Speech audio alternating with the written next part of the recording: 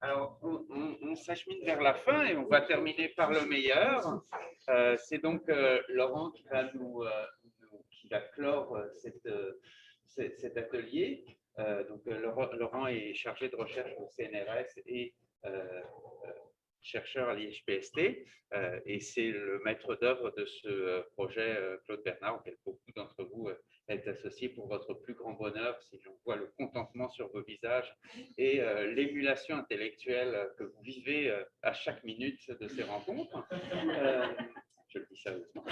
Et donc, je vais laisser la parole à Laurent, qui va nous parler de Claude Bernard au Lamarckien français, une critique de la catégorie d'influence en histoire des sciences. Merci beaucoup Vincent. C'est un vrai plaisir d'être ici parmi vous, et donc je remercie encore très chaleureusement les gens de Montréal pour leur accueil, Lucam en particulier, et Vincent Guillen et les personnes qui ont travaillé avec lui pour rendre cette manifestation possible, qui montre quand même que la vie académique n'est pas soluble dans Zoom. Voilà, ça, il ne faudra pas l'oublier dans les années qui vont venir. C'est important de se voir, c'est important d'échanger. Il y a des choses qui passent de cette manière-là, qui ne passent pas facilement à travers d'autres médiations. Je remercie évidemment les collègues qui sont présents par Zoom également pour suivre ces journées. Alors, l'objectif de cette présentation, il est triple d'une certaine façon.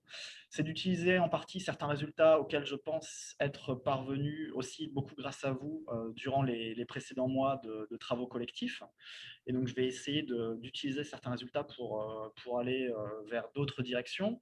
Le deuxième objectif, c'est d'une certaine façon, en faisant ça, de clore une interrogation que j'avais ouverte au moment de ma thèse. Donc, il y a quand même pas mal de temps, une interrogation sur un point précis historiographique, et puis aussi, et c'est le troisième objectif, une interrogation beaucoup plus large et méthodologique sur une question de méthode en histoire des sciences, qui m'a conduit à me documenter en théorie de la critique littéraire, et je remercie beaucoup Mathilde pour ces renvois bibliographiques, notamment le numéro spécial dans Silène, qui a été vraiment très très intéressant et qui a débloqué beaucoup de choses pour moi, qui m'a aussi conduit à lire un petit peu de choses en théorie de l'histoire de l'art. Donc j'ai été vraiment très très dépaysé. Évidemment, c'est très spéculatif ce que je vais proposer à la fin de cette présentation. Mais bon, je pense que ça vaut aussi le coup de tenter de temps en temps ce genre de choses. Voilà, donc je voudrais interroger à la fois la question de la catégorie d'influence en histoire des sciences sur la base d'un exemple concret, le lien éventuellement qu'il peut exister entre certaines idées de Claude Bernard et le programme des néo-lamarckiens français qui ont été postérieurs à Claude Bernard, c'est-à-dire actifs à la fin du 19e et au début du 20e siècle. Alors, pourquoi cette interrogation sur la question d'influence ? Quand vous posez la question précisément à des collègues, ils vont vous dire qu'il ne faut surtout pas utiliser ce vocable. Et après, quand vous regardez ce qui se passe dans les faits, en fait, c'est l'inverse. Il y a une utilisation massive à travers tout le XXe siècle. Et là, j'ai pris volontairement des exemples plutôt récents dans des très grosses revues internationales pour vous montrer qu'en fait, le terme, il est extrêmement abondamment utilisé. Alors, je suis trop nul en informatique pour faire des choses quantitatives en utilisant Google Scholar. Il faudrait pouvoir faire ça, mais disons que qualitativement, c'est évident. Et en fait, comme je suis sensibilisé à ça depuis au moins une quinzaine d'années, quand le mot arrive dans un colloque, dans une conférence, en fait, je ne peux pas m'empêcher de le remarquer, et ça, c'est quasiment systématique. Voilà, donc un usage massif, et pourtant un usage en fait non raisonné, pas réfléchi, parce que très rarement vous trouvez une réflexion théorique sur qu'est-ce que ça veut dire influence, comment je l'utilise, et quel est le bien fondé en fait de l'utilisation de cette catégorie. Donc ça vient aussi de là mon intérêt pour cette question. Dans la littérature, vous trouvez donc très peu de choses réflexivement du point de vue de la philosophie et de l'histoire des sciences. Là où vous trouvez un tout petit peu des choses, c'est du côté de l'épistémologie historique française, et notamment aux alentours des années 1960. À ce moment-là, il a existé une littérature par des grands noms sur la catégorie de l'influence, mais qui n'est jamais abordée en tant que telle. C'est-à-dire c'est toujours au travers d'une réflexion qui porte sur autre chose.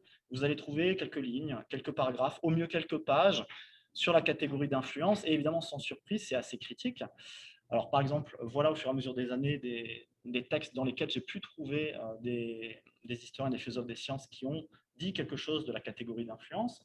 Étonnamment, Bachelard a un peu ouvert les choses dès 1953, Et puis, vous trouvez ça chez Coiré, chez Canguilhem, chez Foucault. C'est une partie importante de l'introduction de l'archéologie du savoir. On en reparlera. À mon avis, l'ouvrage le plus entièrement construit sur une critique de la catégorie d'influence en histoire des sciences, c'est la thèse de Camille Limoges.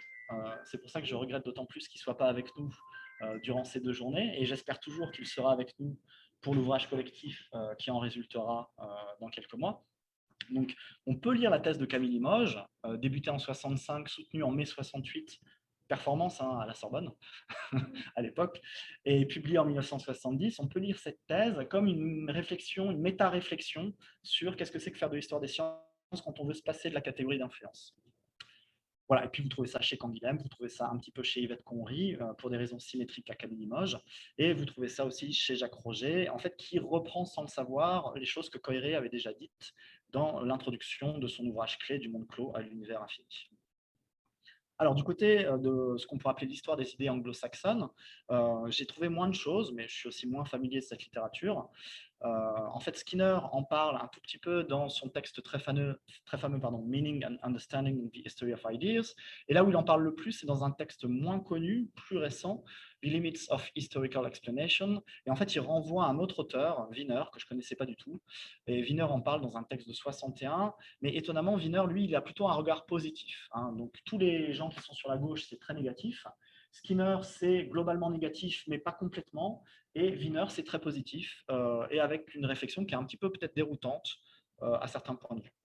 En tout cas, pas grand-chose du point de vue de la littérature. Beaucoup plus de choses du point de vue de la critique de la littérature, de la critique littéraire et de l'histoire de l'art. Et c'est assez facile à résumer. C'est une mise à mort de la notion d'influence, aussi bien du côté de la critique littéraire au XXe siècle que du côté de l'historiographie de l'art et notamment de la peinture dans les années 70 ou 80. Évidemment, ces critiques, elles disent quelque chose de très, très intéressant, mais ma position sera moins tranchée. Je pense que la catégorie d'influence, même si, bien sûr, elle est problématique, je ne suis pas certain qu'il faille complètement la mettre de côté, au moins pour 2 raisons que j'essaierai de détailler tout à l'heure. Alors, le cas concret pour faire ce travail, c'est l'influence possible de Claude Bernard sur la genèse du néolamarckisme français. Le néolamarckisme français qui se distingue par son refus catégorique à la fois de Weissmann et de Darwin, de la sélection naturelle et des théories qu'on appelait microméristes de l'hérédité, et par une conception expérimentale, nutritive de la transformation des vivants. C'était l'objet de mon travail de thèse. Et là, ma question, c'est est-ce que le programme bernardien qui s'esquisse dans le rapport de 1967, il a eu une influence, de 1867, pardon, il a eu une influence sur la manière dont les néolamarckiens français se sont emparés de la même question. Et donc, mon premier point, l'hérédité comme fait de nutrition, influence bernardienne et mise en continuité de l'histoire. C'est en fait de cette façon-là que Jean Gaillon a posé le problème, il y a déjà très longtemps, il y a plus de 30 ans. Et à ce propos, je parle d'un pari heuristique de Jean Gaillon, c'est-à-dire que sans avoir tous les arguments de sa thèse, il fait l'hypothèse, il fait le pari que selon lui, il y aurait eu une influence assez directe finalement du rapport de 1867 sur la façon dont s'est constitué le néolamarckisme français. C'est l'objet, c'est une des thèses principales de son texte de 1991, un objet singulier dans la philosophie biologique bernardienne, l'hérédité. Et en fait, il le formule, il y reviendra plus de 20 ans après, je vais moi-même y revenir. Et voilà comment il formule les choses en 91. Cette doctrine, donc la doctrine de l'hérédité chez Bernard dans le rapport de 1867, est purement spéculative, mais on doit remarquer le contexte institutionnel de sa formulation, etc. etc. L'interprétation nutritive de l'hérédité avait valeur de programme de recherche, et donc elle a quelque chose à voir avec la tradition néolamarckienne française. Remarquez comment Jean évite scrupuleusement d'utiliser le terme influence. Jean Gaillon était très très rigoureux sur l'usage du vocabulaire et il ne voulait pas se faire dominer par le vocabulaire. Il était vraiment très très attentif à ça. Et donc je pense que c'est tout à fait à dessein qu'il n'utilise pas le terme influence, mais en fait on pourrait très bien traduire son idée en disant que le néolamarckisme français a été influencé par les thèses bernardiennes sur les réalités nutritives. Alors 20 ans après, qu'est-ce qu'il dit ? Il dit à peu près la même chose. Il parle de conjecture à propos de son hypothèse. Et il dit que Laurent Loison, dans son beau livre sur les néo-lamarckiens français de la fin du 19e siècle, a merveilleusement donné corps à cette conjecture. Et donc, il pense que ma thèse, c'est un argument en faveur de sa thèse. Et en fait, ce n'est pas ce que j'ai voulu faire. Donc, c'est aussi l'occasion de, de rétablir ma version des faits. Donc, j'y arrive. Comment s'extraire d'un dédale de correspondance? Alors, ce n'est pas ce que j'ai voulu faire pour une raison très simple et très bête. C'est qu'en fait, j'ai fait ma thèse en étant enseignant dans le secondaire. J'étais assez coupé du monde académique. Et j'étais nul pour faire des bibliographies. Et j'ai lu Jean Gaillon très tard dans ma thèse, au moment où j'avais déjà, j'avais déjà élaboré cette question-là. Donc j'étais à la fois très content de voir que Jean Gaillon pensait comme moi, pour établir l'ordre chronologique de comment moi j'ai vécu les choses. Mais évidemment, j'étais assez déçu parce que du coup, d'une certaine façon, ça minimisait l'originalité de certains de mes résultats. Alors, donc dans ma thèse, j'ai plusieurs thèses à l'époque. Alors c'est assez horrible de relire sa thèse avec 15 ans d'écart. Je le déconseille. Malheureusement, je me suis quand même plié à cet exercice pour la communication d'aujourd'hui. Mais voilà, ne le faites pas trop souvent. Ça peut entraîner des effets négatifs. Alors, cette spécificité du néolamarckisme français s'explique en partie par l'influence marquée et revendiquée des idées de Claude Bernard. Le néolamarckisme français fut d'abord une tentative de transposition des méthodes et des concepts de la physiologie bernardienne dans le champ de l'évolutionnisme, afin d'en assurer la scientificité. Cependant, cette influence fut complexe et en certains points, les transformistes français eurent à prendre le contre-pied des principes bernardiens. Donc en fait, là, il y a au moins deux choses. La première, c'est que moi, mon projet, ce n'était pas du tout de me contenter du sillon de l'hérédité nutritive, mais je voyais ça comme quelque chose de beaucoup plus global au niveau des méthodes, au niveau de ce que c'est qu'un être vivant. Et donc, ça ne concernait pas seulement le sillon de l'hérédité nutritive. Le deuxième point, c'est que en fait, j'utilise le mot influence, mais je l'utilise en italique parce qu'en note, je renvoie notamment à Foucault et Yvette Conry. Je dis, bon, bah, ok, je sais qu'il ne faut pas utiliser le mot influence, c'est pas bien, mais en fait, je suis fatigué, je suis en fin de thèse, et donc j'utilise ce mot parce que ça me permet de faire un raccourci qui, en l'espèce, est assez commode. Voilà, donc pour m'extraire d'un dédale de correspondance que j'avais noté dans mon travail, en fait, je me suis permis, par facilité, d'utiliser le terme d'influence pour caractériser ce rapport un peu compliqué entre beaucoup d'idées de Claude Bernard et le néolamarckisme français. Alors, maintenant, comment je vois les choses 15 ans plus tard et en fait, comment maintenant je traite ce problème concrètement du rapport entre Claude Bernard et les néolamarckiens français, avec le recul et avec l'expérience.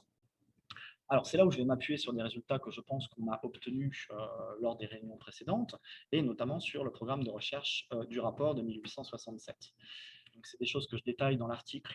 Certains d'entre nous sont concernés par ce numéro spécial dans History and Philosophy of the Life Sciences.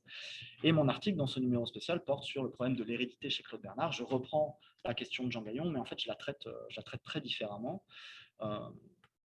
Et en gros, en 1867, l'hérédité pour Claude Bernard est expérimentable, et en 1878, l'hérédité est devenue quelque chose qui n'appartient plus au champ de la physiologie expérimentale. On y reviendra, mais à ce moment-là, il parle de la morphologie comme d'un moule. Voilà, donc ça, c'est le premier résultat. Et en fait, c'est quelque chose dont j'avais une intuition, disons, assez forte avant même le démarrage du projet de recherche, puisque c'était ce que je vous avais présenté dès le tout début. Alors, quelque chose qui est venu en cours de route, et ça, c'est un acquis à laquelle je n'avais aucune idée en fait avant de travailler avec vous, c'est que même en 1867, c'est-à-dire à ce qu'on peut considérer comme le sommet en fait de l'engagement expérimental bernardien du côté de ce qui va devenir la théorie de l'évolution et l'hérédité, même en 1867, en fait, Claude Bernard, il peut pas penser l'hérédité de manière cumulative. Et il est bloqué dans son schéma complètement atemporel où les paramètres déterminants des phénomènes naturels, en fait, sont des paramètres, parce qu'ils sont expérimentables, on peut les faire jouer dans la nature présente. Et donc, il n'a pas les catégories pour penser la cumulativité. Et donc, il n'a pas les catégories pour penser l'hérédité au sens où ce concept va prendre corps dans la biologie de la fin du 19e siècle, que ce soit du côté des Lamarckiens ou du côté de Weissmann ou du côté de Darwin, où vous avez cet aspect cumulatif, cet aspect historique. Ça, c'est quelque chose qui, pour Bernard, en fait, est de l'ordre de l'impensé. Et ça, pour moi, ça a été un acquis très, très éclairant de nos échanges au cours de ces derniers mois. Alors, du même coup, en fait, mon point de vue, c'est que Claude Bernard a pu influencer d'une manière que je vais maintenant décrire en détail le néolamarckisme français pour ce qui est de la question de l'hérédité, mais il ne l'a pas fait, contrairement à ce que disait Jean, à partir, grâce au texte de 1867, mais grâce au texte de 1878. Et en fait, ce qu'ont fait les néolamarckiens français, c'est qu'ils ont pris le contre-pied, donc ça c'est ce que je disais déjà dans mon introduction de thèse tout à l'heure, c'est qu'ils ont pris le contre-pied de la position de Claude Bernard de 1878, et donc ils sont revenus à une position très proche du Claude Bernard de 1867, puisque Bernard lui-même, en fait, a drastiquement changé ses idées entre 1867 et 1878. Et donc, effectivement, vu de loin, ça ressemble à quelque chose de l'ordre de l'influence. Mais quand vous allez dans le dédale de la façon dont ça s'est passé en termes d'accueil des idées, de transformation des idées, de mise en route de programmes de recherche, en fait, le point de départ de tous ces biologistes, c'est pas 67, c'est 78. Alors, j'ai énormément d'arguments pour ça, je vais en donner qu'un seul. C'est le programme de recherche qui ressemble le plus à ce que Claude Bernard voulait faire en 67. C'est le programme de recherche en botanique expérimentale, en anatomie expérimentale de Gaston Bonnier. Alors, pourquoi c'est très proche? Parce que, bien évidemment, du point de vue de la méthode, regardez la photo, elle est totalement explicite. Ce que veut faire Bonnier, c'est mimer la science expérimentale de laboratoire. Et c'est pour ça qu'il installe à Fontainebleau un laboratoire d'anatomie expérimentale.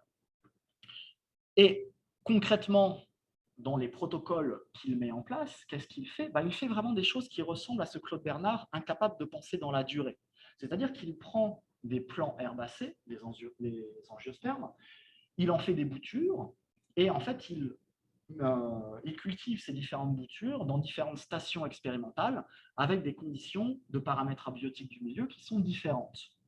Et il obtient quoi? Il obtient des choses aussi différentes que ça et ça, alors que fondamentalement, c'est au départ le même organisme et donc éventuellement, évidemment, la même hérédité. Et ça, il l'obtient en une génération. Donc on est vraiment dans ce schéma mental bernardien où le temps n'est finalement pas pris en compte et où on peut modifier les espèces expérimentalement de manière extrêmement puissante dans un intervalle de temps très bref. Donc, parmi tous ces néolamarckiens, s'il y en avait un qui aurait dû se revendiquer du programme de 1867, c'est en particulier l'anatomie expérimentale de Gaston Bonnier. Et en fait, ce n'est pas du tout ça qu'on lit. On lit vraiment une mise à distance des leçons de 1878. Alors ça, par exemple, on le trouve dans son article programmatique qui vient étonnamment après le lancement de son programme de recherche. Donc les travaux de Bonnier commencent dans les années 1880, et là on est déjà dans les années 1890, dans la revue scientifique. L'article s'appelle « L'anatomie expérimentale ». On dit souvent que l'anatomie ne se prête pas à l'expérimentation. Est-ce vrai? Claude Bernard considérait la forme et la structure des êtres vivants comme une donnée immuable. Ça, c'est le Bernard de 78. En changeant le milieu extérieur, disait-il, on peut provoquer ou empêcher les manifestations vitales, ralentir ou accélérer le développement d'un être, mais on ne saurait modifier sensiblement ni sa forme, ni son évolution, ni sa structure. Le déterminisme, etc. Pas de référence explicite. À cette époque-là, le système de référence et de citation en sciences, en fait, est pas du tout stabilisé. Et donc, on n'a pas du tout nécessairement mention d'ouvrage et d'auteur. Mais regardez le paragraphe qui suit. Il s'agit de savoir si ce moule dans lequel Claude Bernard considère la forme comme coulée est aussi invariable qu'il le paraît. Or, quand est-ce que Claude Bernard fait appel à la notion et au terme même de moule pour caractériser la morphologie? C'est dans les leçons sur les phénomènes de la vie. Regardez, là, vous avez deux instances du terme moule qui est utilisé exactement dans la manière dont Bonnier critique cet usage dans son article une quinzaine d'années après la publication des leçons. Voilà, donc c'est le seul argument que je vais développer aujourd'hui pour des raisons de temps. Et en fait, dans toute la littérature que j'ai pu analyser de cette période-là, la seule référence caractérisable au programme bernardien de 1867, on la trouve dans l'introduction biographique à la philosophie zoologique de Charles-Frédéric Martin, qui était un botaniste montpelliérain. Voilà, c'est le seul endroit où j'ai trouvé une référence au Claude Bernard qui lorgne du côté du transformisme expérimental dans son rapport de 1867. Tout le reste, c'est vraiment 1878 qui est le point de départ comme une sorte de repoussoir. On veut dépasser Claude Bernard, aller plus loin que lui, et donc en faisant ça, en fait, on retrouve presque les idées de 1867. Voilà, donc ça c'est quelque chose que je vais détailler bien sûr dans mon chapitre, sur la base de plusieurs exemples. je vous en donnais.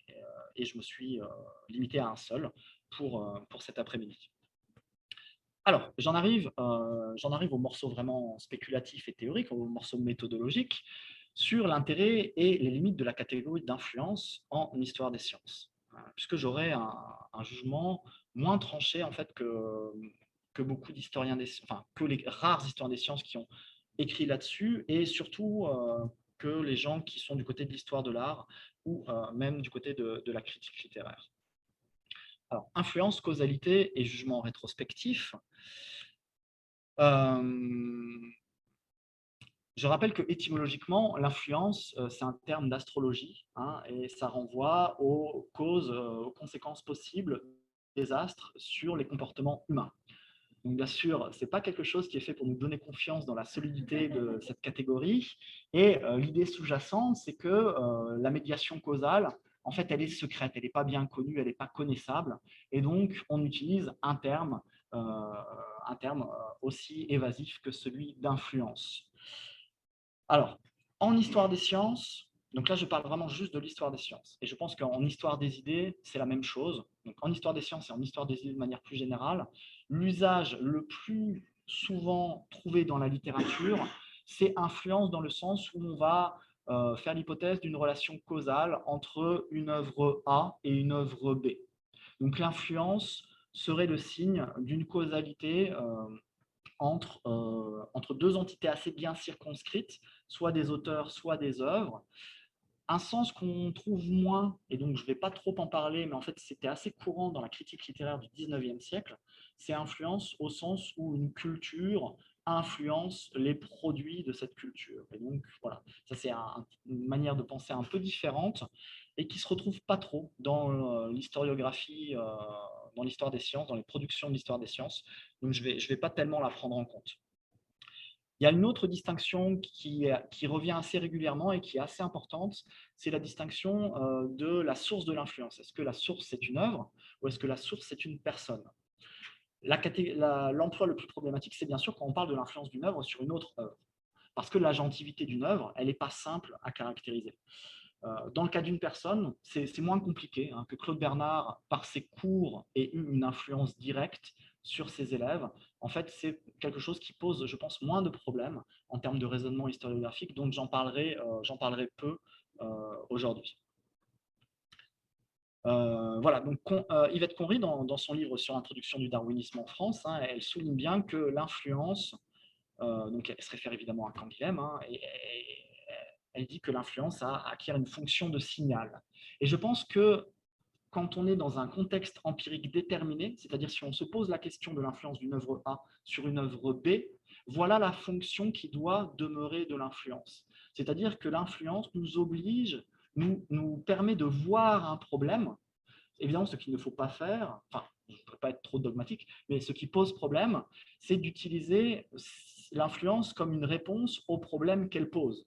Parce que je pense que c'est très utile pour poser des questions. Je pense que la valeur explicative de ce concept, évidemment, est très très faible si vous l'utilisez en tant que réponse que vous apportez à la question que vous essayez de poser. C'est pour ça que je suis quand même embêté quand je vois le terme d'influence dans des titres d'articles. Que vous l'utilisiez quand vous prenez des notes, quand vous réfléchissez dans la partie la science de nuit, comme aurait dit Jacob, pourquoi pas. Éventuellement que ça apparaisse à un moment donné, comme moi je l'ai fait dans ma thèse, parce que vous avez un problème et que vous explicitez le problème, mais que ça vienne en tant qu'élément de la solution, c'est là où je pense qu'il y a vraiment un souci dans la façon de conduire l'enquête historiographique. Alors, quelle est la fonction de l'influence? Au moins en première approche, c'est une fonction classique en histoire, c'est celle de l'abridgement, c'est-à-dire qu'on essaye, et je reprends le terme, le terme à Louis-Étienne Villeneuve, qui je crois est avec nous cet après-midi, c'est une manière de produire une colligation, c'est-à-dire que en fait, vous faites un résumé synthétique d'une séquence historique qui vous permet justement de faire apparaître votre objet. Et c'est ce que rappelle Skinner, notamment dans son texte de 66. Et donc, en tant que tel, bien sûr, quand vous utilisez le concept d'influence, c'est toujours le résultat d'un jugement rétrospectif. Ça l'est même quand les acteurs eux-mêmes font état de la possibilité d'une influence qu'ils ont éventuellement vécue dans leur carrière, puisque qu'est-ce que fait l'acteur quand il fait ça? Il fait lui-même un jugement rétrospectif. Donc lui-même, en fait, produit une colligation. Donc c'est ça qu'on fait quand on parle d'une influence. Et en faisant ça, en fait, on fait quelque chose de proprement historien. Donc on ne sort pas de la démarche historienne. Le souci, c'est que donc on pose une explication historique, mais on pose une mauvaise explication historique. Alors, je ne vais pas revenir sur toutes les citations. Donc ça, c'était simplement pour des aspects de définition, si vous voulez. Donc, point positif, premier point positif, j'en ai déjà rapidement parlé, hein, signaler un chemin causal, l'influence comme catégorie heuristique. Et en fait, on a vu cette distinction à l'œuvre aujourd'hui, puisque tout à l'heure, Vincent a effectivement commencé sa présentation en parlant de l'influence éventuelle de Mill sur Claude Bernard. Et qu'est-ce qu'il a fait ensuite dans sa présentation? Il a caractérisé le chemin causal qui va éventuellement de Mill à Claude Bernard, et il nous a montré toute la complexité de ce chemin. Et donc là, il l'a utilisé comme une catégorie heuristique dans le sens que j'ai en tête. À l'inverse, si on reprend la citation ce matin sur Claude Bernard, influencé par Auguste Comte, là, c'est très problématique. Parce que là, l'influence, elle n'est pas utilisée comme une catégorie heuristique pour faire de la recherche. Elle est utilisée comme la solution du problème. Et en fait, la valeur, encore une fois, explicative de cette solution m'apparaît extrêmement faible pour des raisons que je vais détailler tout à l'heure. Et en fait, Skinner nous dit que plus on travaille sur un chemin causal, en fait, plus on fait disparaître la nécessité d'avoir recours à la catégorie d'influence. Parce qu'en fait, on exhibe, si tout va bien, à la fin une causalité qui nous permet finalement de ne pas avoir recours à la notion d'influence. C'est ce que j'ai fait aussi tout à l'heure quand je vous ai expliqué comment moi je pensais qu'il existait éventuellement un chemin causal entre l'œuvre de Claude Bernard et la genèse du néo-lamarckisme français. À partir du moment où vous détaillez les modalités précises, vous n'avez plus besoin en fait, d'utiliser la notion d'influence. Et c'est notamment pour ça que les historiens de l'art et les historiens de la peinture sont extrêmement rétifs à l'utilisation de cette notion, parce que du même coup, on ne caractérise plus ce qui se passe réellement dans le cours historique. Je vais y revenir dans un instant. Voilà, mais en tout cas, à minima, je pense que quand on est dans un contexte empirique très précis, il ne faut pas s'interdire de parler d'influence, au moins au début d'une recherche, parce que ça permet de faire émerger un certain nombre de questions. À la fin d'une recherche et dans un article, je pense que c'est beaucoup plus problématique. Et c'est problématique pour les raisons que je détaille maintenant, parce que ça arrase des inflexions conceptuelles et ça dissout les intentions des acteurs. Et donc, de ce point de vue-là, on pourrait dire que l'influence, en tant que catégorie explicative, elle est quasiment pré-épistémologique. Ça apparaît dans certains commentateurs de cette notion. Hein, on a l'impression que, et je pense que c'est une bonne caractérisation, que c'est quasiment une notion de sens commun, l'influence. Hein. Et ça se voit dans la manière dont les historiens des sciences l'utilisent, parce qu'ils l'utilisent de manière non réfléchie. Ça vient comme ça, c'est très spontané, et en fait, on l'utilise, mais sans avoir réfléchi au bien fondé de cette utilisation. Donc, par exemple, Skinner parle de sens commun, et Yvette Conry parle de surdétermination. Alors, ce matin, on parlait plutôt de sous-détermination, en tout cas une mal-détermination. Hein, elle n'est pas spécifiée, cette notion. C'est quelque chose qui arrive de manière beaucoup trop spontanée. Alors, c'est problématique parce que, évidemment, ça nous désensibilise aux écarts conceptuels qui peuvent exister entre l'influenceur et l'influencé. Et là, Foucault a énormément insisté là-dessus. Foucault, il est contre l'histoire continuiste, quelle qu'elle soit, et notamment du point de vue de l'histoire des idées. Et en fait, il dit que l'influence donne, on a l'impression que c'est un processus de valeur causale par un espèce de milieu de propagation, mais du coup, on n'est plus sensibilisé au fait que les idées, en fait, elles peuvent avoir leur décalage propre. Et donc, je vous renvoie à l'introduction de l'archéologie du savoir, où Foucault détaille très très bien ce type de problème. Et puis, le deuxième souci, c'est que, en fait, si on utilise ce terme au pied de la lettre, qu'est-ce qu'on fait? On vide les entités de leur positivité propre. C'est-à-dire qu'on réduit une œuvre ou un acteur à la somme de ses influences. Et en fait, du même coup, on les réduit à des entités passives qui seraient déterminées de manière très additive et linéaire par rapport à des choses qui sont en dehors d'eux-mêmes. Et Coiré a très bien pointé ce problème. Nous déterminons nous-mêmes les influences que nous éprouvons. Donc l'influence, Coiré, il dit que, attention, ce n'est pas l'effet d'une cause, mais en fait, c'est l'effet, c'est ce qu'il dit dans la première phrase, Mais au contraire, cette relation est très complexe. L'effet est cause de la cause. C'est-à-dire qu'il ne faut pas oublier que les influences sont autant subies qu'elles sont choisies, surtout quand elles sont médiées par des décennies, voire des siècles d'écart. J'y reviendrai tout à l'heure en conclusion. Donc voilà, deux énormes problèmes. Ça arrase les écarts conceptuels et ça annihile complètement les intentions des acteurs. Et donc, ça linéarise complètement l'histoire, que ce soit l'histoire des idées ou l'histoire des sciences. En fait, tout est mis sur le même plan. Donc ça, c'est effectivement très, très problématique. Alors, je vous l'ai dit, je pense que l'ouvrage qui s'est le plus inscrit en faux vis-à-vis du concept d'influence en histoire des sciences, c'est la thèse de Ken Limoges, la sélection naturelle. Et alors là, il y a des choses très, très claires, mais je ne vais pas tout lire. Procédant ainsi, c'est la principale règle d'une certaine historiographie qu'il énonce, chercher des influences produit un effet sur l'esprit d'un auteur, dans cette conception sur laquelle le mouvement du savoir s'explique par des causalités quasi transitives, l'influence est ce qui produit un effet. Et évidemment, ce n'est pas du tout satisfaisant. Qu'est-ce qu'il entend substituer à cette méthodologie historienne fautive? Une méthodologie canguilhénienne où la question qui compte, c'est la condition de possibilité théorique et pas l'influence entre des œuvres distantes, parfois de plusieurs siècles. Et c'est pour ça qu'il se permet de dire à la fin, et ça va beaucoup, beaucoup fâcher Jacques Roget, donc je fais référence aussi au colloque Roget dans lequel on était plusieurs à être impliqués il n'y a pas très longtemps, en histoire des sciences, les noms propres ne devraient avoir que valeur d'index. Et quand Roger a lu ça, les cheveux lui sont montés sur la tête. Il a eu vraiment un moment de grande colère, je pense, parce qu'il s'en explique dans certains textes. Et ça aussi, je vais y revenir tout à l'heure en conclusion. Donc, si vous voulez, du côté de l'histoire épistémologique, de l'épistémologie historique française, l'antidote contre la notion d'influence, ça a été l'élaboration de la notion de condition de possibilité pour Camille Limoges ou de condition d'impossibilité pour Yvette Conry. Et évidemment, c'est extrêmement stimulant et c'est un apport indéniable à la théorie de l'histoire des sciences.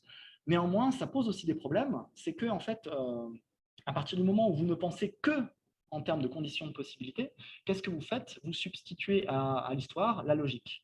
Et l'histoire, c'est toujours plus fort que la logique. Si je dois retenir une chose de mes 15 dernières années de pratique de l'histoire des sciences, c'est que l'histoire des sciences est toujours plus fort que toi, et en particulier toujours plus fort que la logique que tu aurais pu imaginer de ce que les choses auraient été. Et c'est un peu le même problème finalement que pose le programme de Lakatos. Il y a ce qu'on aurait dû faire, et puis il y a ce qui s'est réellement passé. Et si vous êtes que d'un côté, c'est problématique. Si vous êtes que de l'autre côté, c'est problématique. L'intérêt, c'est de mettre en tension, évidemment, les deux. Alors, j'en arrive, je sais pas quand je pense que j'ai commencé à moins de quart, donc il doit me rester 5 minutes. Donc, j'en arrive à ma conclusion. Alors là, je vais vraiment énormément spéculer. Je rappelle que le slogan de mon employeur, le CNRS, c'est dépasser les frontières. Alors, allons-y gaillardement. Alors, si maintenant on se place de manière très générale du point de vue de l'histoire des idées. En fait, je pense qu'il y a des écueils symétriques auxquels il faut être extrêmement attentif. Et il y a trois pôles qu'on pourrait dire explicatoires dans le domaine de l'histoire des idées. Le pôle de la causalité diachronique, c'est surtout de ça dont j'ai parlé aujourd'hui. Le pôle de la structure synchronique, je vais en dire quelques mots maintenant, et le pôle de l'individualité des acteurs. Et qu'en fait, si l'explication est satisfaisante, c'est qu'elle atteint un équilibre entre ces trois exigences qui ne sont pas faciles à concilier. Si vous êtes trop... ah oui, pardon. Alors, ça peut vous faire penser à Taine et à la race, le milieu et le moment. Bon, j'espère que c'est assez éloigné quand même de Taine. Par contre, je pense que c'est une sorte de transposition de Braudel entre temps géographique, temps social et temps individuel. Le temps géographique pour nous, c'est les structures.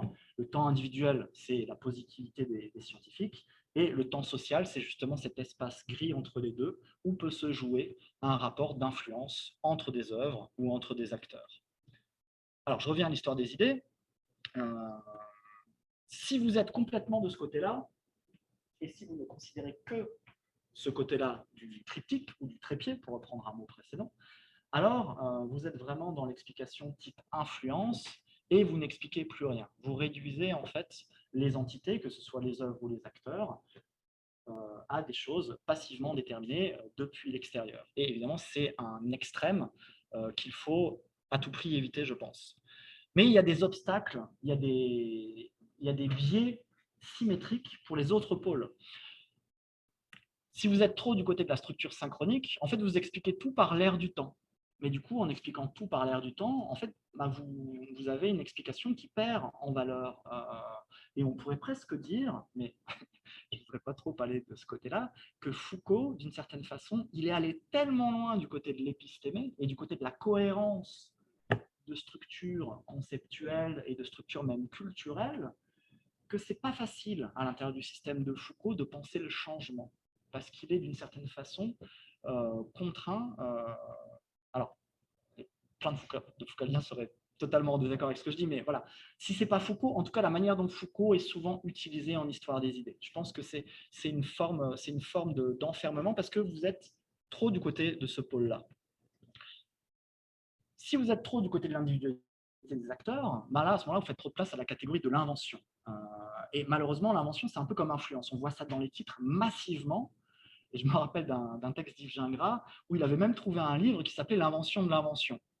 Alors, quand vous faites ça, le problème de l'invention, c'est que vous sortez l'acteur de l'histoire et de la géographie et que vous lui donnez les pleins pouvoirs. C'est comme si c'était une sorte de démiurge qui serait capable, en fait, d'avoir une conscience parfaite de tout ce qu'il fait et donc de n'être plus déterminé par rien. Donc là où il y a un déterminisme historique qui est trop fort, là où il y a un déterminisme structurel qui est trop fort. Et là, il n'y a plus de déterminisme du tout, donc l'invention, et on y va de manière excessive. Voilà, donc je pense que ces trois écueils à peu près symétriques, influence, air du temps et invention, et qu'il faut essayer de trouver une sorte de juste milieu là-dedans. Alors l'histoire des sciences, ce n'est pas complètement l'histoire des idées. Alors là, je vais être très bourrin. En fait, l'histoire des sciences, ce n'est pas l'histoire des idées parce qu'elle a aussi un rapport qui est très difficile à situer avec la notion de vérité. Et je rappelle cette très belle phrase de Foucault, l'histoire des sciences ne peut pas se donner le vrai pour acquis, mais il ne peut pas non plus faire l'économie d'un rapport au vrai et au faux. Alors pour moi, ce n'est pas vraiment ce que Foucault a fait pendant sa carrière et à travers son œuvre, mais par contre, je trouve que c'est extrêmement bien compris.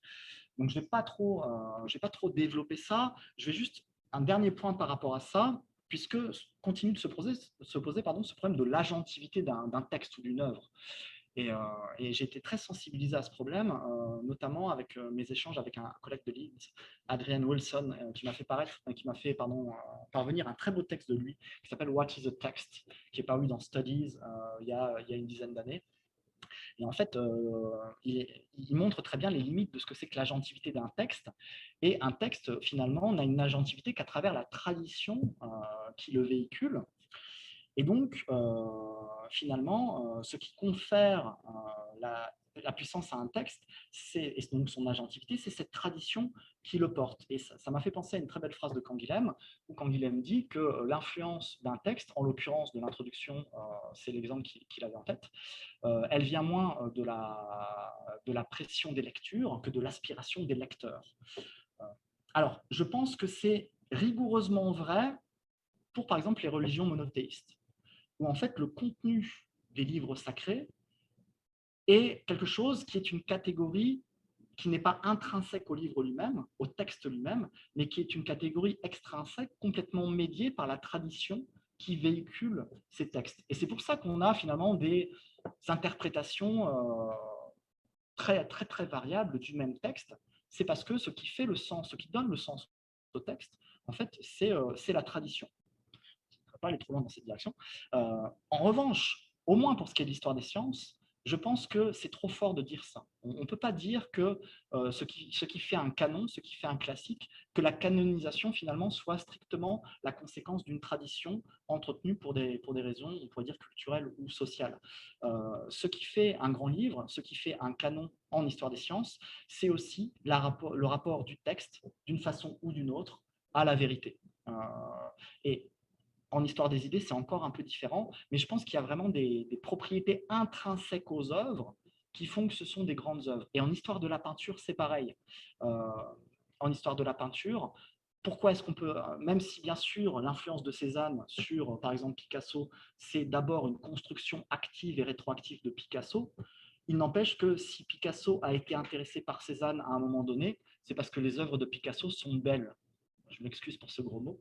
Et du coup, en histoire de l'art, vous pourriez remplacer vérité par beauté. Et en fait, vous auriez comme ça un critère transcendants qui expliquent la canonicité de certaines œuvres. Voilà, donc je vous avais dit, hein, c'est très très spéculatif. Alors, oui, pardon, j'oublie le point principal de ma conclusion. Donc il y a deux sens dans lesquels je pense que influence a son rôle en histoire des sciences. Le premier, c'est celui que j'ai détaillé tout à l'heure, c'est au moment du début d'une recherche pour vous aider à poser une question. Et puis le deuxième, c'est l'utilisation adjectivale du terme influent, parce qu'il existe des textes influents. Ça veut dire que ça a été des centres organisateurs à partir duquel l'histoire a été contrainte postérieurement. Et je pense que cet usage, il est tout à fait légitime. On a bien le droit de dire que l'origine des espèces a été un texte très influent. On a bien le droit de dire que, au moins pour les philosophes, l'introduction à l'étude de la médecine expérimentale a été un texte influent, parce qu'à ce moment-là, vous référez à un centre et à toutes les possibilités à partir de ce centre. Mais dès lors que vous quittez l'usage adjectival, alors vous devez spécifier le chemin causal qui, à partir d'un texte canonique, a produit des effets sur le cours de l'histoire des sciences. Donc voilà, si vous voulez, de mon point de vue, les deux usages qu'on pourrait sauver pour l'histoire des sciences par rapport à la catégorie de l'influence. Merci beaucoup.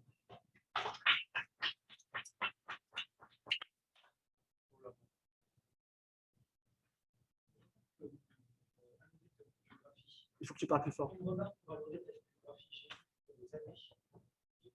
Absolument remarquable. Alors, il faut que tu me donnes le nom du texte. Spécialiste du monde romain et. Ouais, non, j'aurais. Non. Édouard Louis, dans un recueil d'articles,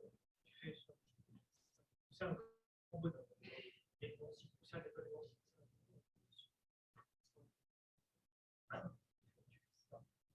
Et deuxième chose. Ouais, alors il faut que tu me donnes quand même plus de références bibliographiques que ça. Tu regardes peut-être en beaucoup d'exemples. Sinon, j'ai le fait souvent. C'est quelqu'un qui a été très influent sur le film. Ouais, voilà. D'accord. Alors, il est très critique sur la question. Oui, bah, en général, c'est comme ça que ça se passe. Le deuxième auteur auquel je pense, c'est Créneau, dans l'introduction sociale, dans l'histoire sociologique, un truc comme ça, qui a publié un texte assez intéressant, et pas dans la tradition d'épistémologie historique. Ok, tu pourras m'envoyer par mail les deux références? Oui, j'ai bien. Oui, bien sûr. Après, je ne veux pas avoir une vision synoptique du truc, sinon c'est foutu. Hein. Mais oui, D'accord, très bien. Ben, merci beaucoup. Oui, bien sûr. Oui, c'est pas une question sur l'influence.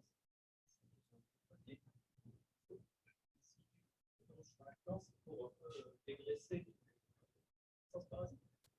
Dans ton papier, tu parles des intentions des acteurs. Donc, ça me choque autant que l'influence. Je trouve que c'est aussi problématique que à plusieurs reprises que j'ai utilisé. Bah, c'est-à-dire l'intention des acteurs. C'est quoi l'intention des acteurs ou de l'acteur? Pour ce qui est d'un scientifique, c'est la question qui se pose au départ et la manière dont il conçoit sa réponse, en fait. Et si tu encadres ça, si tu veux, si tu fais une histoire linéaire où tu as A, B, C, du coup, qu'est-ce que tu fais? Tu alignes, tu alignes complètement la manière de penser la question. Et bah, c'est assez classique finalement en histoire des sciences. Si tu fais de Buffon un précurseur de Lamarck, en fait, tu t'empêches de comprendre Buffon et tu t'empêches de comprendre les questions qu'il voulait poser et les réponses qu'il voulait apporter. Donc ça, c'est finalement, influence est aussi problématique que précurseur pour cette raison-là, parce que tu gommes complètement les aspérités de l'histoire par les reconstructions que tu fais. Tu vois, c'est dans ce sens-là. C'est intention dans le sens d'intention théorique. Hein. C'est dans ce sens-là que j'emploie ce terme-là. Et pourquoi ça te paraît c'est très psychologique. Bah, c'est pas forcément dans un sens psychologique, c'est juste quelle est la question que pose le scientifique. Tu vois, c'est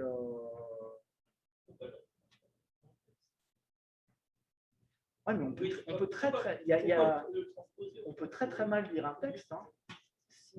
En fait, l'historiographie scientifique, l'histoire des sciences en témoigne.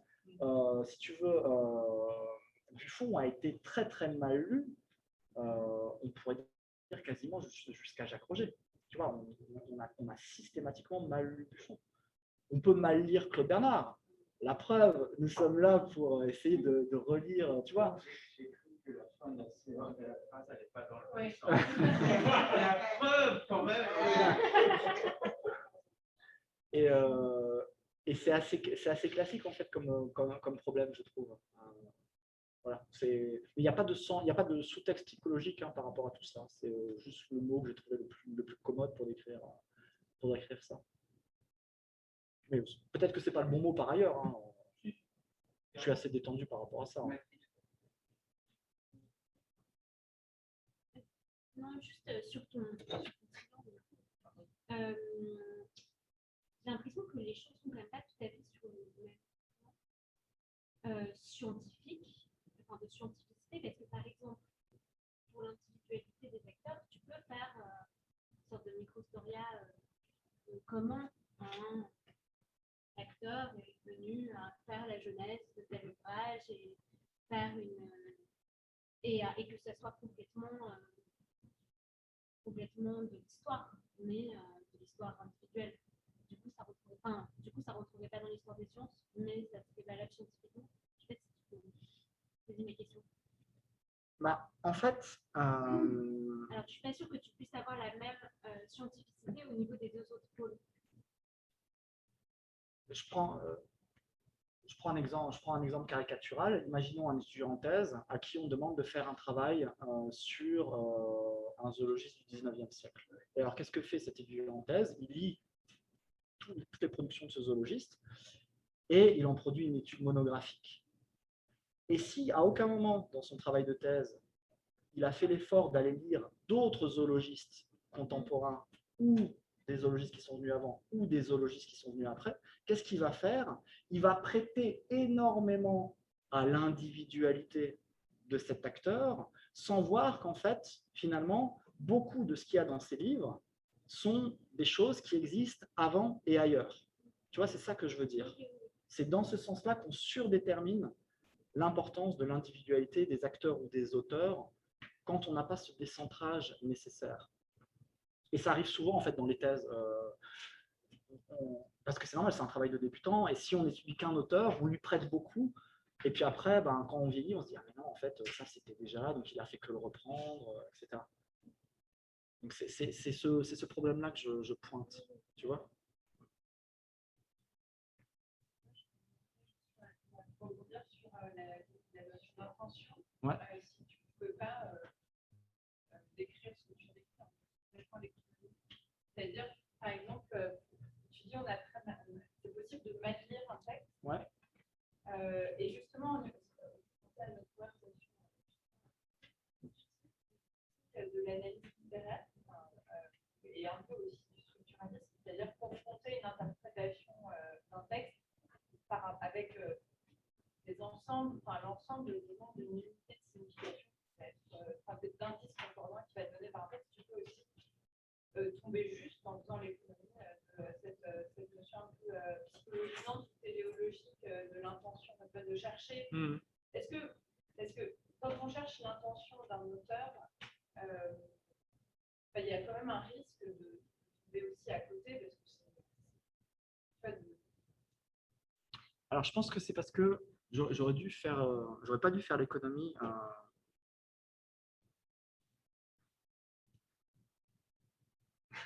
Pour moi, ça a été productif de toujours distinguer ce que les auteurs pensent qu'ils font, ce que les auteurs ont fait et la manière dont ils ont été compris. Et en fait, ça correspond à des sources très différentes. Dans le premier cas, c'est les archives. Dans le deuxième cas, c'est les articles publiés. Et dans le troisième cas, c'est les manuels qui ont donné un certain sens à la science que vous avez fait. Donc, si ça rejoint ta question, je suis tout à fait d'accord. Et peut-être que le mot intention est mal choisi, parce que je ne me rends pas compte de ce qui peut véhiculer éventuellement comme problème. Donc, je pense qu'en fait, on dit la même chose. Peut-être c'est juste le terme qui n'est pas bon. Elle est indéterminable, l'intention. Elle est insondable, l'intention. Et on peut lui prêter des mauvaises intentions. Ah oui, dans ce sens-là, oui. Mais... C'est produit énervé. Oui, voilà. Oui. Non, d'accord. Ok, je vois mieux le problème. D'accord. Oui, donc vraiment, c'est un problème de terme, je pense. Et sûrement qu'il ne faudrait pas que j'utilise celui-là.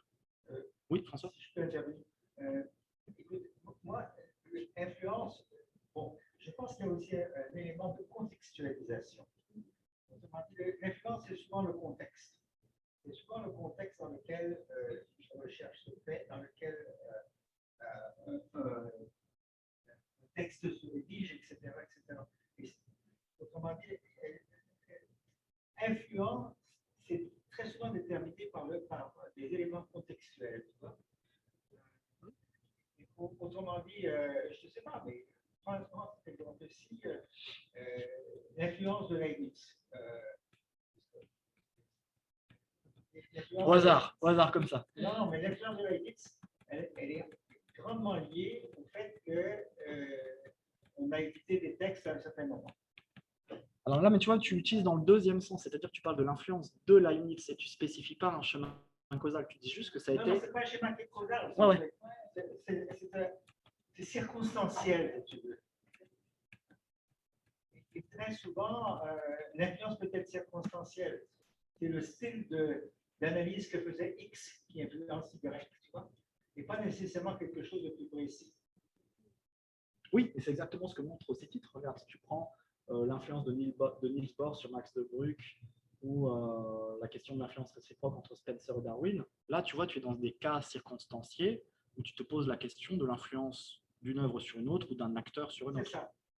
Et c'est très souvent contextuel, cette affaire-là. Tu vois, c'est dans le contexte d'une recherche, ceci a joué un rôle de modèle ou un rôle de… Ah, mais tu vois, là, tu spécifies, là, tu vas déjà beaucoup plus loin parce que tu spécifies en fait la relation causale. Et donc là, ça devient intéressant par rapport à la question qui est posée. C'est ça. Oui, tout à fait d'accord. Je pensais à un autre terme, un peu, tu sais, le terme de espace épistémique pour déterminer, par exemple, qu'est-ce qui, en termes de conditions de possibilité aussi, qu'est-ce qui peut devenir influent et qu'est-ce qui peut parler. C'est-à-dire qu'il faut qu'il y ait un espace épistémique ouvert pour qu'une référence devienne possible ou devienne audible. Tu vois, bien sûr. Alors là, c'est hyper facile en histoire des sciences. C'est Mendel. Tu vois, Mendel n'a eu aucune influence Absolument. parce qu'il n'y avait pas l'espace épistémique pour recevoir son travail. Et ensuite, une fois qu'on a compris au XXe siècle, on a remis Mendel comme un canon rétrospectivement. Donc c'est un jugement totalement rétrospectif, alors que Mendel a été sans influence sur l'histoire de la génétique. Oui, bien sûr, complètement. C'est un bon concept pour cette notion d'espace épistémique. Bah, ça rejoint Yvette Conry et sa condition d'impossibilité. Tu vois, elle, sa thèse, c'est que Darwin n'a eu aucune influence en France parce qu'il n'y avait pas les catégories pour organiser le darwinisme dans la science française. Vincent ? Juste à dire, ça, c'est vraiment mon point, mais là, si on parle, si on est dans un champ, dans un espace où tu disais, il y a des positions. Là, ça écrase historiquement extrêmement. Et puis, je peux te dire, si vous voulez, vous regardez sur la philosophie, les Panachios, Vexi et Reconstruction. Là, lui, Claude, il fait l'histoire de la philosophie médiévale, puis il prend au sérieux l'idée qu'il fait l'histoire de propositions qui sont vraies, pas simplement des dictos vrais, c'est-à-dire que les gens, quand ils les prononcent, ils pensent qu'elles sont vraies, ils pensent vraiment que ces propositions sont vraies, c'est-à-dire que ce qui détermine l'espace de possibilité maximum de travail de l'historien de la philosophie, et je pense pour tous les travaux d'historiens, c'est la vérité de ces propositions-là. Si on parle d'espace épistémique, et c'est encore pire, je pense, si on dit qu'il y a des choses qui ne sont pas possibles. Moi, je suis un empiriste, donc si tu me dis le critère de la vérité, c'est que c'est le contraire d'une contradiction, je me dis, moi, c'est impossible logiquement ton affaire.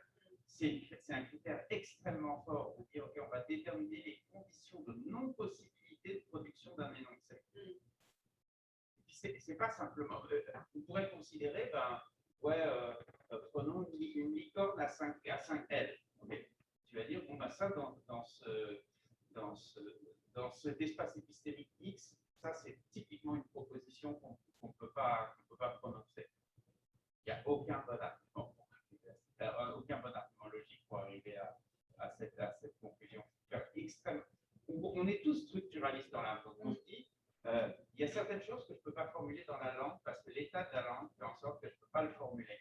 Mais de là à dire que, et ça c'est juste à reconnaître le poids de la structure. Okay. Et de là à prouver que des propositions, parce que c'est ça le business qui nous intéresse. Les propositions discrètes, ponctuelles, spécifiques à un endroit du champ sémantique sont impossibles. C'est vraiment très très lourd à mettre sur tes épaules. Ah, mais je suis tout à fait d'accord. C'est ce que je disais tout à l'heure quand je pense que à la fois Camille Limoges, mais surtout Yvette Conry vont trop loin. Parce qu'en fait, si on suit Yvette Conry jusqu'au bout, Darwin lui-même n'avait pas les catégories pour penser à la sélection naturelle. Or, à un moment donné, il a quand même réussi à faire un truc qui s'appelle la sélection naturelle. Et c'est pour ça que je disais que l'histoire, c'est toujours plus fort que la logique. Et que les gens ont compris, parce que l'idée, c'est d'un innovateur. Ça... Non, les gens ont bien compris. C'est pour ça que ça m'appelle la musique d'État, c'est dans la popularité. Ouais. Non, je suis tout à fait d'accord. Ghislain ? Oui, j'aurais deux questions. D'abord, sur ton schéma.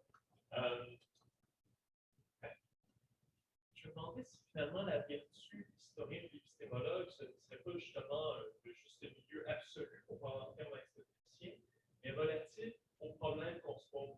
Ah oui. Selon le problème qu'on se pose, selon aussi finalement le type de solution de matériaux, tout ça, on pourrait effectivement trouver l'emplacement vertueux, le juste milieu parfait, plus au niveau de la causalité diachronique, plus au niveau des acteurs, plus au niveau de la structure synchronique, et parfois, plus ou moins très souvent, le problème exige qu'on se trouve plus ou moins au milieu. Bien sûr, tout à fait. Et il pourrait y avoir, par exemple, le problème qu'on se pose, mais à ce moment-là, ce serait plus dans l'extrême Mais en fait, bien sûr, si vous étudiez Darwin, vous êtes là. Tout d'un coup, Darwin, il transforme, ou Claude Bernard, vous êtes là. Il remodèle le vocabulaire. Si vous étudiez Monsieur X ou Madame Y, vous êtes là ou là. C'est un réceptacle passif d'idées qui sont hors d'elle ou hors de lui. Ouais, je suis tout à fait d'accord. Ça va dépendre du problème spécifique. Le seul truc que je voulais souligner, c'est que quand même, quand vous êtes complètement sur un sommet, c'est assez peu probable que vous ayez produit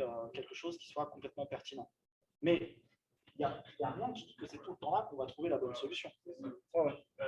La deuxième question est plus reliée à la question de la nutrition. En fait, c'est drôle parce que dès que la nutrition comme, en fait, la reproduction comme générale, comme nutrition continue, cette idée finalement est que la nutrition pourrait, d'une certaine manière, non seulement transformer l'électricité, mais être une forme de une forme de mémoire de la nutrition. C'est quelque chose qui est extrêmement courant, qui ne semble pas être original à Bernard.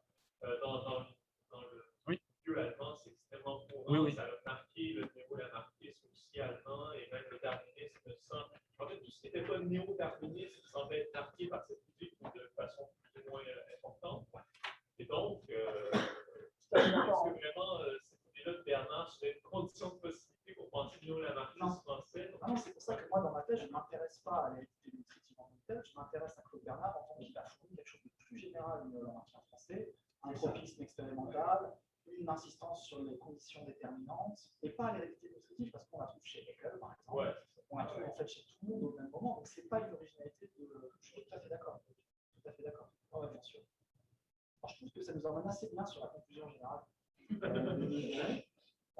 Puisque vous avez nous demandé hier des conclusions, est-ce qu'on est arrivé à des conclusions? Donc, pour que tu ne sois pas démunie, Cécilia, tout à l'heure, j'en ai listé un certain nombre. On est déjà un peu pris par le temps, donc je peux vous penser que je vous en donne quelques-unes, et puis on discute par rapport à ça. Alors, d'abord, méthodologiquement, c'est revenu plusieurs fois, c'est revenu dès l'exposé de Jean-Gaël Barbara et il est confronté, mais ça vaut le coup quand même de le rappeler. Claude Bernard est particulièrement difficile parce que la chronologie d'élaboration des idées, elle est masquée, et ça, je pense qu'il faudra qu'on insiste, je me fais notamment l'introduction là-dessus, elle est masquée par le mode de publication des textes qui rend difficile en fait d'appréhender la chronologie d'élaboration des idées. Ça nous pose tous problème. Et c'est en ça aussi que peut-être le rapport de 67 et de 178 sont des textes intéressants, parce que quand même, ils sont à peu près publiés au moment où Claude Bernard pense les idées qui sont dedans. Je trouve que pour nous, ça c'est quand même utile. Le deuxième problème qu'on rencontre tous, c'est le problème du vocabulaire, des tensions, des contradictions dans la vie de Claude Bernard, et c'est vraiment très lié à ce problème de la chronologie. Alors, ça, je pense qu'il n'y a pas vraiment Un problème qui est vu aussi au début avec la présentation de Jean-Gaël, c'est la chronologie finalement de la carrière de Claude Bernard. Alors, les commentateurs ne sont pas franchement tous d'accord là-dessus. Je pense que le meilleur compromis serait d'être assez proche de ce que dit Mirko Kremer de ça. C'est qu'en gros, il y a 3 phases à distinguer dans sa carrière. La phase expérimentale productive, début des années 40 et mi-temps des années 50, où là, c'est vraiment la science de laboratoire, c'est tous les jours, il y a des manuscrits, des carnets de laboratoire qui sont datés du 31 décembre, du 4 décembre. Vraiment, tous les jours, des carnets de laboratoire, ça l'intéresse pas. Sa femme, c'est pas du tout. Il avait peu d'amis, et cette c'était devant les tableaux au Louvre. La deuxième phase, c'est l'interprétation conceptuelle de ces résultats expérimentaux. C'est la deuxième moitié des années 50.